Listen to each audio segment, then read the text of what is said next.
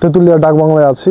ডাকবাংলার পাশে আজ থেকে শুরু হয়েছে হচ্ছে অপূর্বা পঞ্চগড় সিজন 2 2023 সালে একবার হয়েছিল। এখানে আসলে এটা যে করছে উনি এই মুহূর্তে উপস্থিত নাই, ফিরোজ আল সাবা। ওনার সম্পর্কে জানতে পেরেছি 2000-এর পর থেকে উনি ফটোগ্রাফির সাথে জড়িত এবং পঞ্চগড়ের একজন নামকরা ফটোগ্রাফার, রাষ্ট্রীয় সম্মাননাও কিন্তু পেয়েছেন। তো ওনার ছবিগুলো একটু আমরা ঘুরে ঘুরে দেখব।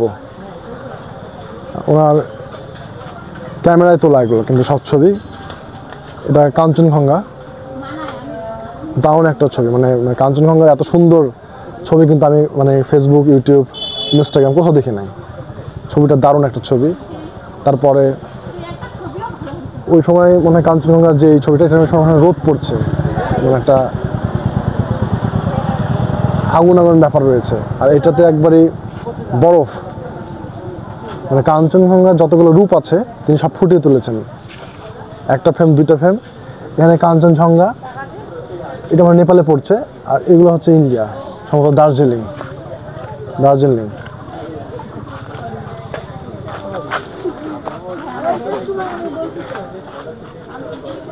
এটা একটা 4D বা 5D ফটোগ্রাফি মনে হয়, তেঁতুলিয়ার। এটা মরিচ শুকানোর। ও আচ্ছা, মরিচ শুকানোর। এটা কোন নদী ভাই? মহানন্দা নদী। এটাও কাঞ্চনজঙ্ঘা, এটা হচ্ছে পঞ্চগড় শহর থেকে তোলা।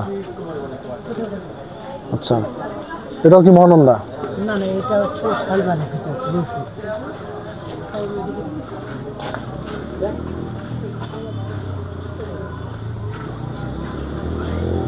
এটা মনে হয় মহারাজার দিকে সম্ভবত। এটা হচ্ছে সে বিখ্যাত শাহী মসজিদ পঞ্চগড়ে। হ্যাঁ, গ্রামীণ জীবন, হাল চাষ হচ্ছে, দুপুরে রান্নার ছবি। এদিকে আসো, আর কিছু। এটা মানে সুন্দরবনে, বেশিরভাগ ছবি পঞ্চগড়ের।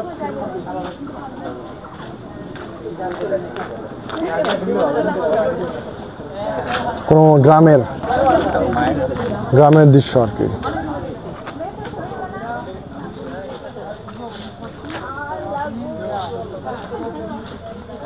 পাখির বাসা, খুব ক্লোজ একটা শট। তারপর এটা মাছরাঙ্গা, চমৎকার কালার। এটাও একটা পাখি। এটা বক, বুনো বক মনে হয়। সাপ আর ব্যাঙের যুদ্ধ।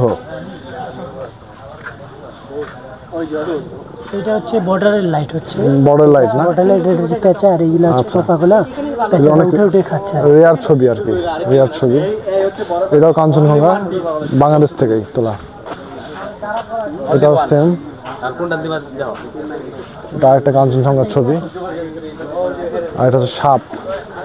তো এখানে বেশ অনেকগুলাই ছবি আজকে দেখলাম এবং অনেক ভালো লাগছে।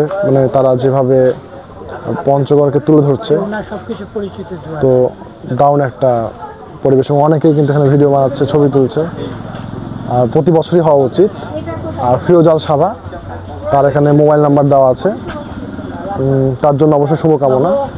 পঞ্চগড়ের গর্বিত সন্তান।